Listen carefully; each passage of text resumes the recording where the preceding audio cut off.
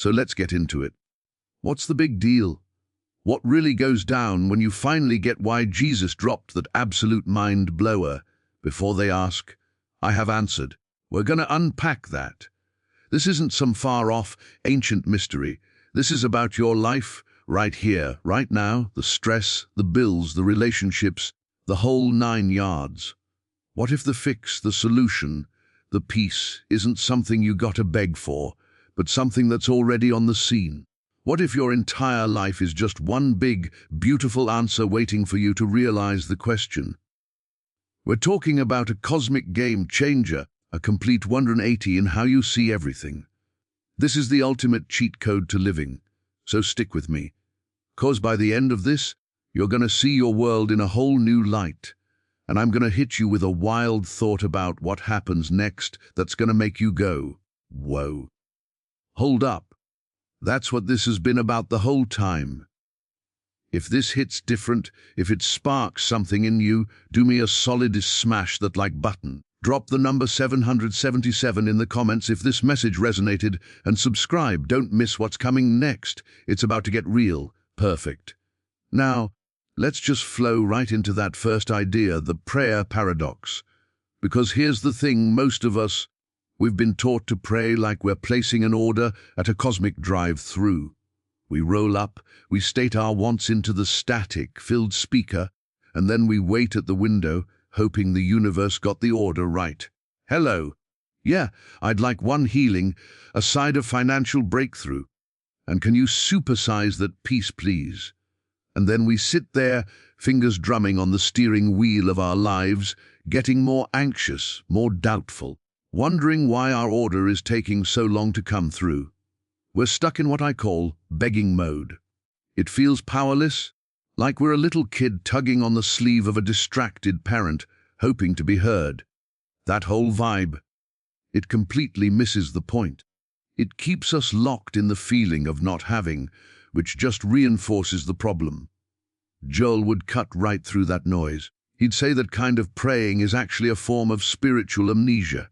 It's us forgetting who we are and where we really live. When we beg, we're affirming separation. We're saying, I am over here empty, and God or the answer is over there full. Please send some over. But what if that's the fundamental mix-up? The prayer paradox is this: the moment you truly ask, in the deepest sense, you've already moved out of the state of lack that created the question. Real asking isn't a plea, it's a turning within. It's a shift in attention from the outer problem to the inner presence. Think of it like this. You're in a dark room, fumbling around, stubbing your toe, and you're crying out, I need light! Please give me light! But the whole time, your hand is on the light switch. You just haven't applied the pressure to flip it. The wiring is already in the walls, the bulb is in the socket, the power is flowing through the grid. The answer, the light, is an established fact waiting for your recognition. Your job isn't to build the electrical company from scratch. Your job is to realize your hand is already on the switch. That's the paradox. The asking is the reaching for the switch. The answering is the instant, inevitable flood of light the moment you complete the connection. So when Jesus said, before they ask, I have answered, he was laying down the ultimate spiritual law. It's not about a dude in the sky fast, tracking your requests because he likes your wording. It means the state of harmony, wholeness, and solution. What we call the kingdom is the permanent, already established reality. Your sense of a problem is like the darkness in that room, not a real, solid thing in itself, but just the absence of your awareness of the light. The answer exists first. Your prayer, when it's the real deal, is simply the act of turning your awareness toward what is already and always present. You're not creating the solution, you're aligning yourself with the solution that already is. You stop begging for light and you simply flip the switch of your own consciousness from problem to presence. That shift, that inner turn, is the receiving. It's the end of the sense of begging, because you realize you're not at a drive-through window at all. You're in the kitchen, and the feast has been ready the whole time. This is where it gets wild, because if we really sit with that, this idea that the light was on the whole time, it completely shatters our entire timeline of how life works. We think in a straight line: problem, then prayer, then answer. Cause and effect.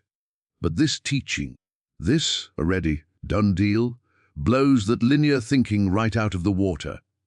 It says the answer isn't waiting for you in the future. It's not a reward you get after you get your spiritual act together. It precedes you. It came first. Your problem, that thing that's got you all twisted up, in the realm of spiritual reality, it's actually the latecomer. It's like showing up to a party that started hours ago and thinking you're the first one there. The music's already playing, the food's already laid out, the real party, the state of wholeness, is already in full swing. Your feeling of being an outsider, that's just a temporary mix-up in your own perception. So, what is this answer that's already here? It's not a specific, pre-packaged solution like a check in the mail or a sudden clean bill of health, though it can manifest that way. That's where we get tripped up. We try to picture the form the answer should take, and we lock God, or the infinite, into being a divine delivery service for our limited imagination. Though already Dale is the underlying immovable reality of perfection, of oneness. It is the unshakable, harmonious state of being itself. Your individual harmony, your peace, your supply, your health, these aren't separate little gifts that need to be manufactured and shipped. They are individual expressions of that one, already complete divine activity. The blueprint for your wholeness was finished before you even felt the crack. The cure existed before the feeling of sickness ever arose in your consciousness. This means your so-called problem is always an illusion of timing and perception. It's a shadow cast by temporarily standing between yourself and the ever-shining light of that finished kingdom. You're not waiting on the answer. The answer is waiting on you, waiting for you to stop arguing for the reality of the problem. Every moment you spend fretting, planning your desperate prayer, you're actually investing belief in the shadow, giving it a substance it doesn't possess. You're affirming the reality of the darkness, which just makes it feel more solid. The work, then, is to dismiss the problem as the imposter it is. Not to fight it, not to negotiate with it, but to recognize its secondary nature. It's the echo, not the shout. The real, the original, the primary thing is the seamless presence. So your prayer becomes a simple, powerful act of recognition. It's saying, I see this fear, this lack, this pain, but I acknowledge something else came first. I acknowledge the already done deal of harmony. I stand with that as my reality, and I watch as this shadow of a problem loses all its power to frighten or convince me. You're not building a bridge to get to the answer. You're removing the planks of a rickety bridge you built that leads to the illusion of trouble. You're coming back to solid ground that was under your feet the whole dang time. And right there, that solid ground under your feet, that's the game changer. That's what flips the entire script from a spiritual scavenger hunt to a moment of profound, quiet recognition. Because if the answer is already a done deal, then the logical, earth-shattering next question is, well, where is it? And that's where we get to the real meat of it, the inside job. We've been conditioned to look for salvation, for solutions for our big break out there. We scan the horizon for a sign. We check our bank statements for a miracle. We wait for other people to change, for circumstances to shift, for some external event to give us the green light to finally be at peace. We treat the kingdom of heaven, this state of perfect harmony, like it's a destination on a map, a place we're trying to get to once we clean up our act, or once the stars align. But that's the oldest trick in the book, the ultimate bait and switch that keeps us running in circles. Jesus was crystal clear about the address. The kingdom of God is within you. Not above you, not after you die, not in some holy city. Within. Goldsmith hammered this point home with the force of a spiritual jackhammer. The kingdom isn't coming. It's here. It's present. It is the very fabric of your own conscious being, right now, behind the chatter of your thoughts and beneath the weight of your worries. You are not a homeless soul begging for admission at the gates. You are, right this second, living and moving and having your being within the kingdom. The sense of being outside of it, of being in lack or conflict, is the grand illusion, what the ancient texts called the mist that rises from the earth.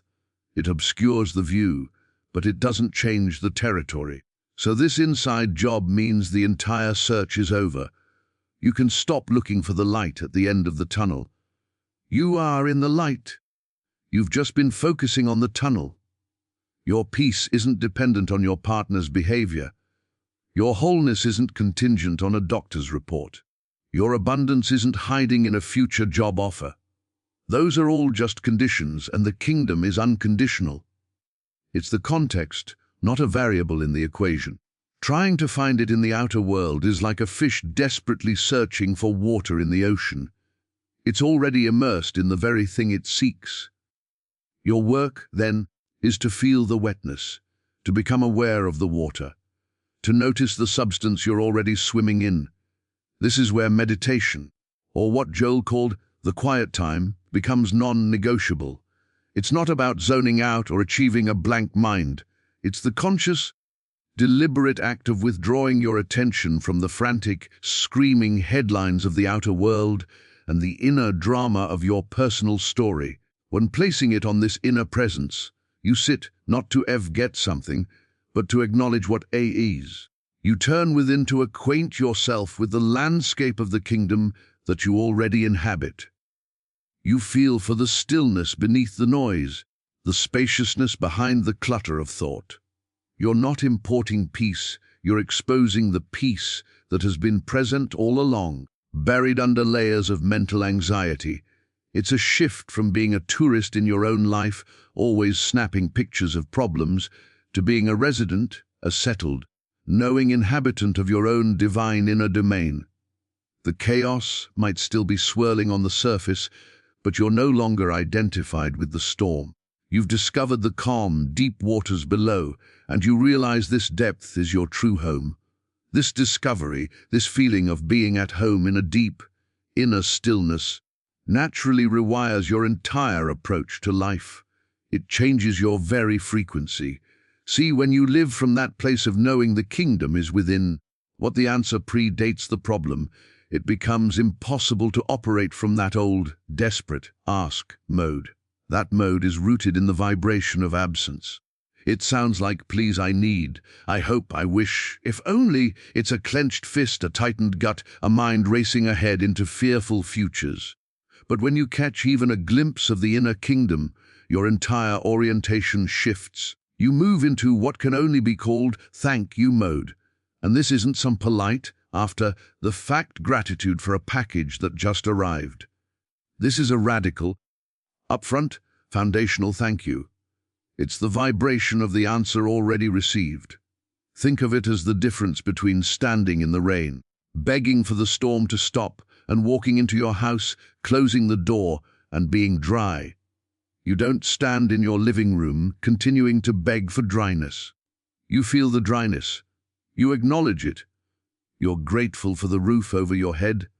That gratitude isn't for something you want, it's for a present fact. That's the shift. You're not saying thank you for a healing you hope for. You're saying thank you for the omnipresent reality of wholeness that is the truth of your being right now, regardless of the physical symptoms shouting otherwise. You're not saying thank you for a future financial windfall. You're saying thank you for the infinite source that is your very life, the substance from which all form flows, acknowledging its constant, unwavering presence. This thank you mode is the most potent spiritual technology there is. It's not affirmation, it's acknowledgement. It's aligning your conscious voice with the deeper reality you've touched in the quiet. You're singing harmony with the fundamental note of the universe, which is completion, not lack. When you do this, you stop feeding the illusion with your fear and your pleas. You stop giving the problem its oxygen. Instead, You feed the truth with your recognition. You energize the reality of the answer with your attention and your verbal agreement. You walk through your days as if the harmony, the solution, the peace is already the established fact, because, in the ultimate sense, it is. You give thanks for the resolution you cannot yet see with your physical eyes, because you have felt its substance with your spiritual sense. This creates a fascinating friction with the outer picture. The senses report one thing. This inner knowing speaks another, and your job is to side with the knowing. Your thank you becomes your declaration of which reality you choose to empower. It's you planting your flag on the solid ground of the kingdom, even while the winds of circumstance are still howling. This is faith in action, not as blind belief, but as the conscious maintenance of a higher frequency. You're no longer a beggar at the gate, hoping for a coin. You're the child in the Father's house, speaking the language of the household, the language of gratitude for its boundless provision. And in that atmosphere, in that vibrational tone of receptivity and acknowledgement, the outer forms begin to shift. They have to. They must eventually conform to the inner spiritual reality you are abiding in and giving thanks for. The miracles you seek become the natural byproduct of living in a constant state of thank you for the miracle that already is. Living in that constant state of thank you forces you to confront the biggest ghost haunting the human mind, the illusion of lack. This is the master trick, the core mirage that makes the whole world seem like a barren desert instead of the overflowing feast it truly is. Scarcity isn't a financial condition first, it's a state of consciousness. It's a mental trap, a convincing story we've been sold and have sadly bought into. It whispers that everything is in short supply: love, time, money, opportunities, health, even God's attention. It tells you that you're in a cosmic competition, that for you to win, someone else must lose, that there's only so much to go around. But let's get radically honest, that's a mind trick. It's a self-created prison built from the bricks of fear and the mortar of forgetfulness. Because if the kingdom within is infinite, and it is, by its very nature, as divine consciousness, then how can its expression be anything but infinite? Infinity can't suddenly run out of ideas, forms, or avenues for expression. The source isn't a limited well that dries up. It's a spring eternally bubbling up from within your own being. The feeling of lack, then, is just a profound case of misidentification. You're identifying with the character in the play who is starving, instead of remembering you are the playwright with unlimited access to the whole script. You're focusing on the single, seemingly empty cup in your hand, and completely missing the endless ocean you're standing in. The lack isn't real, it's just your temporary focus on the cup. The abundance of the ocean is the permanent fact. This illusion gains all its power from your belief in it. When you feel that knot of anxiety in your stomach about a bill, or that pang of loneliness, or that fear of an empty future, you are, in that moment, giving reality to the phantom. You are agreeing with the mirage. You're saying, yes, I see the desert, and it is terrifying. And the more you stare at it, the more real it feels. The mind trick works because it gets you to look out there for evidence to confirm its bleak story. And guess what? A mind looking for lack in a universe of infinite potential will always find something to point to. A missed opportunity, a critical comment, a closed door. It will collect these proofs like trophies, building its case for limitation. But the mystical truth, the one that shatters the illusion, is this: what you are aware of you empower. Awareness is not a passive mirror, it's an active force. When you become aware of lack, you are giving it life within your experience. The shift, therefore, is to starve the illusion and feed the truth. You break the trick by stubbornly, relentlessly shifting your awareness from the appearance of the empty cup to the felt sense of the infinite ocean within. You don't argue with the lack. You simply withdraw the one thing it needs to survive your attention.